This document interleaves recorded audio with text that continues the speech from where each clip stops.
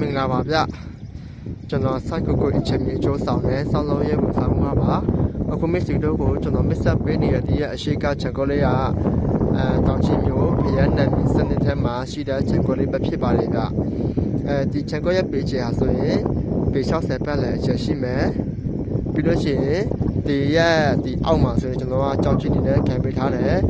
ပြီးရင်အားသာချက်ကကျွန်တော်တို့ကတန်ကွက်လေးဖြစ်မယ်ဗျအခုမြင်တွေ့နေရတဲ့ဒီရရှုခနေရဆိုရင်ကျွန်တော်တို့ကဒီရွှေတောင်ကြား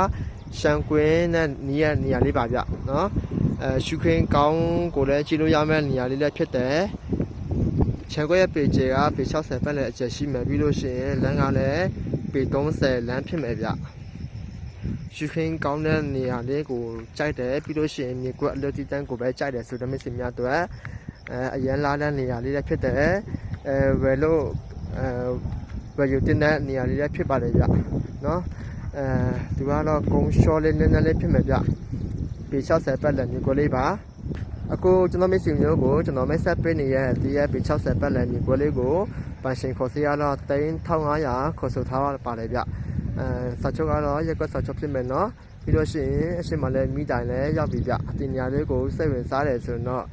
ကျွန်တော်ရဲ့ site ကို internet ဆက်တဲ့ပေးပါပန်ရှင်ကိုတန်အယောင်အထက်တော့ကြောင့်မလို့ပန်ရှင်နဲ့ထိတ်တန်းကြီးနဲ့စိတ်ရှိပါတယ်ခင်ဗျာ